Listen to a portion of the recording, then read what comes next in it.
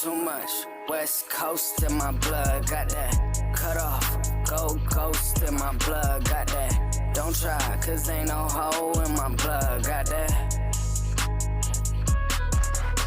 All right. Welcome back to the channel.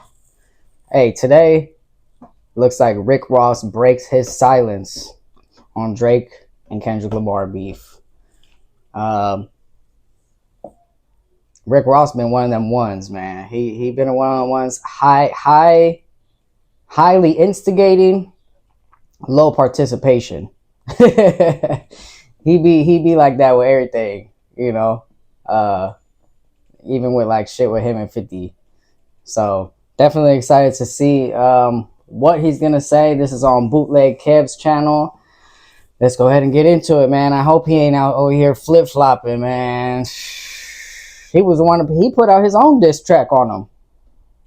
Fuck the bullshit. Do you feel like for you the sport of the rap shit has finally kind of been, because you obviously jumped into the arena with the Kendrick Drake shit that happened. Do you feel like the sport has been like reignited with what has been going on the last year or so? I'm not just gonna say, reignited, but I felt like, that was something that was necessary. It was something that, the streets needed, the culture needed. Let's clarify this shit. Who gonna really step up to the forefront? Right. You know what I'm saying? But anything other than that, it's not too dramatic to me. Do some niggas make it more than what it is they could? I just felt like it was very like you said, it was kind of like a palate cleanse where it was like, oh, we got to really kind of dissect what people are saying in their lyrics real quick. Yeah. Let's do that. Fuck all the metaphors. No, let's just get down to business and see what's really happening out here. Yeah, 100%. Could you? I'd heard. Now you can stop me if I'm wrong. What was the root cause of the fall?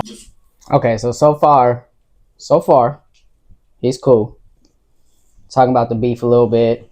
And in reality, I don't think it was like crazy serious like how the stands be, making it seem online, social media, reposting shit, like trying to dig deep into people's numbers and seeing who's really the best and all this shit. Like, y'all too invested. Go outside, relax, have a regular conversation with somebody.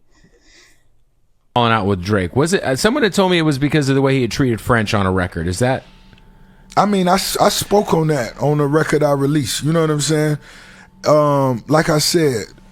Okay, so he's talking about French Montana. Talking about French Montana now because Rick Ross, that he said that's why he don't fuck with Drake is because the whole French Montana situation, whatever happened with that. I think it was about some song, one of the songs or some shit. Fuck that shit. You know what I'm saying? Cause y'all got classics together. If it's real niggas, if real niggas gonna stay real. That's it. You know what I'm saying? Was it something really deep? Nah, fuck that though. But if you pussy, you pussy. If it's real, it's real. And that's what it is. Could that ever be something you could ever see, like you guys talking it out? And you guys have so many classics together, such a long history together. You never know. If a nigga send me a bottle of Luke Belaire, especially the white one, you the never white know. Bottle, yeah. Yeah, the white bottle go for any of these young niggas out here. Especially if it's a Magnum. Send me a white Belaire bottle and I'll take a picture with you because that white Belaire bottle is the, you know what I'm saying? Yo, can you break down, because it's so crazy. We talked about that Power Circle record. You've always had such a great ear. One of the greatest ears ever. When it comes to beats, see when I put Kendrick on that record, yes, back then, you put Kendrick on Power Circle alongside the whole label. Sally, I'm down. Gunplay. I'm down in Miami, all the way on the other side of the map. Yeah, Rick Ross got a good ear for the music, for the beats. Rick Ross one of the only artists that just make you feel like fucking luxurious, like you just fit, like you just hit the lottery type shit, like without getting too deep into who he is, just talking about just playing face value on the music point. Yeah, he be making you feel like, like you really a boss, like you just got a promotion, like you just got a raise, like you just got cashed out, like you just won the lotto, the championship, like he be having you feeling like you living that life. That's why I fucked with Rick Ross, because he be having them hits. he be having them hits. But it's just certain things I could watch. It's certain things that I understand. And when it come to music, I believe I got a vision for it. That's it. I've been watching and studying that shit since I was in the first grade. You know what I mean? So it's certain things that I can see. You know what I mean? So you just kind of knew with the Kendrick thing, because at that time he was bubbling, but I felt no, like he was a new. You know, he at was a that young time nigga. you were like MMG's the hottest fish grease. And I was like, I understand who this young nigga is right here. Come get on this record. Let's all rap on this record. And it's not about now. It wasn't that he was huge. It was for the sport. Yeah, It and was for the sport. I'd like to give a shout out to Gunplay for having one of the greatest verses of all time. Gunplay always cartoons and have. series? Oh my god! Yeah. No, Oh, cartoons and House cereals different. Oh my god, cartoons and cereals. I was just thinking that. I swear to God, I was just thinking that cartoons and cereal song. I was trying to figure out who was on it with him, but yeah, it was Kendrick and Gunplay. I think he was signed to Rick Ross for a minute. He was also on Love and Hip Hop. And yeah, that cartoons and cereal, it's an old one with him and Kendrick, but that one's hard too. I like that one. I was literally just thinking that. That's crazy. It's fucking 'cause different. Gunplay got a lot of classic got off on verses. Kendrick on What that did one. he say? It's all I can see now. Oh, Yeah. I will not be Nina. Yeah, he went in on that. Oh yeah. Shout out to Gun. How's Gunplay doing, dog? One of the most underrated rappers of all time. No, he not. Niggas know what time it is. No, I know, but I'm talking about when it comes to the big talks, Nah, he's underrated, bro. Niggas know what time it is with Gunplay. When Bible it come on to a that- dash. Yeah. My nigga still cuss getting for his soul. shit together. Yeah. They got cuss or so. Yeah, the Triple C's album was hard too. Very slept on.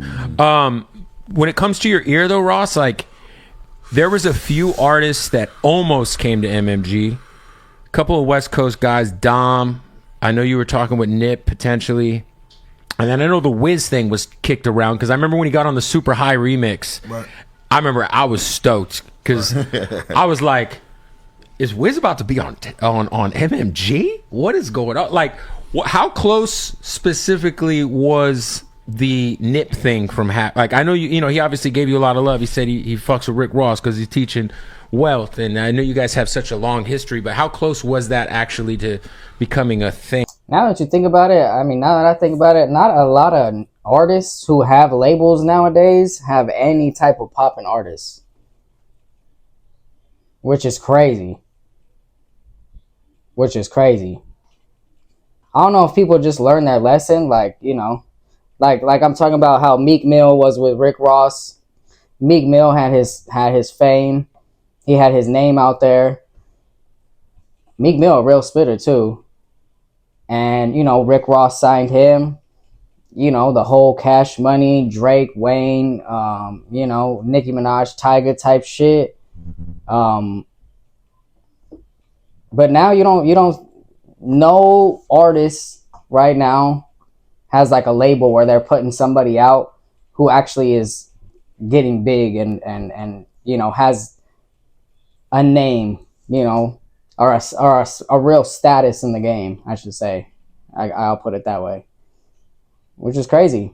Because usually that's what we're known for. Everybody kind of handing down the torch. Basically, everybody's like, whatever they got going on, they like, okay, this is the next up. And this is who I think is going to be next up. And they kind of, you know, everyone kind of keeps it going like that. But yeah, lately, all that's been dead. Shit, the artists nowadays barely making enough money to fucking feed themselves probably. So that's probably why they like, I can't even put you on. And you know what? This is something I just want to say because I be seeing niggas on podcasts speaking on such old shit, trying to recant, and I don't be knowing how to feel about it. What I want to say is all the names you said, these niggas to me were already icons. The same way I say Nino Breezer, because I already know, I have a feeling. You understand? So niggas was already gonna shine. I was just able and in a position to, you know, make music with them at such an early stage. Right. You know what I mean? So Nipsey was another nigga that I already felt was an icon. In my mind, he was already huge. And it's not like you were And like, to a lot of other niggas, he was younger. You know what I'm Right. saying? So that's what it was. And I remember us just talking about, you know, both our ideas. right. I'm a nigga that's inspired by you sharing your ideas. So anytime I sat down with any of these niggas, it was really, they had their ideas already. I had ideas. We just sharing ideas. We just going back and forth. Let's exchange numbers. Nigga, let's stay in touch. You know what I'm saying? So that's what it was. Shout out to Dom Kennedy, R.I.P., the Nip. The marathon still continue, you know what I'm saying? What? Wiz, I flew him. I flew Currency down. I told them niggas really just come down. Currency was another one, yeah. Yeah, I flew him down. And both of them niggas was already shining. Oh, and they were obviously killing the mixtape game at that time. I just said, come down here, let's smoke some good weed. I got a good weed plug. Yeah. You know what I'm saying? They flew down, nigga, we jumped in the Benz and we just went. That's all they had to say. That's all he had to say. Hey, come through. We're gonna smoke some good weed. Wiz Khalifa and Currency was like, for sure, we on that. That's crazy. And we just went. We went, smoked weed, got tattoos, shit like that. Nigga just ate good, real nigga shit. Yeah, no, it's crazy because I feel like you're one of the only artists who has a label, who had a label, who did it the right way, where your approach was always like, I want people to be bigger than me. Like, I would love it. You know what I'm saying? It's like, I feel like a lot of artists, they'll have their homies or they'll sign artists, but they don't ever want, if they're super active, they don't ever want like their artists to overshine what they're doing, if that makes sense. But I feel like yourself, and then I feel like you kind of laid the groundwork for a guy like Gotti to have CMG, because Gotti's kind of taken that same model and just ran with it. Facts. So yeah, like Drake. You don't ever hear nobody coming up that's close to Drake. Nobody. That boy even got a party next door in shackles, man. That's fucked up. That's crazy. He got that motherfucker like tied up. Like, you ain't going nowhere. You ain't getting no hits. You gonna do an album when I want to do an album, when I just lost the beef and I'm desperate for something. That's when we gonna do something. I would have thought that's like way disrespectful what he did right there. That's crazy. That's crazy. But yeah, I like that. I like that, Rick Ross, actually. Like you should. If you are really who you say you are, and we think that you are, like these big superstars, these big names, putting somebody on and trying your hardest to get them to be bigger than you shouldn't be any competition for you. You already solidified. You already who you are. Can't let them be something. yeah, no, it's been dope to see, man. Are you working on new music, Ross? Like for yourself? I am. All you niggas get ready, Ricky Rose. Because we haven't had a Ross album in a minute. Obviously, you and Meek dropped, but Right. And for me, it's all about the motivation. And once again, it's the challenge. Nino Breeze being here, spitting that shit, me hearing hard shit. It gave a nigga that real inspiration. Other than that, I'ma just get fly every day and watch you niggas do y'all thing. But when I'm inspired, nigga, yeah, so get ready. I'm finna, you know what I mean, do what I do. Are you still with Def Jam? Of course not. You had left Def Jam a while ago. You ended up messing with Gamma, right? Yeah. Shout out to the team over at Gamma. Larry. Shout out to Larry, Yeah, but the Empire Double MG, we doing it all the way from the bottom to the top. That's what's up. Nino, can you tell me, like, the first time you are in the studio with this guy, what is that experience like? Because I can only, like, I just hear, like, the way this guy, he's a savant. You know what I'm saying? He's a goat. So I can only imagine, like, being in the lab with him had to be. Were you nervous? Was it a vibe? I can say, were you nervous? No, it's just a natural vibe. Like, me and Dog was already, hanging and banging, you feel me? Like, this shit genuine. Right. So, like, we had already hit the club together, got on the yacht together, big vibes, you feel me? So, like, this is my nigga for real. Everything natural. All right, well, that was that.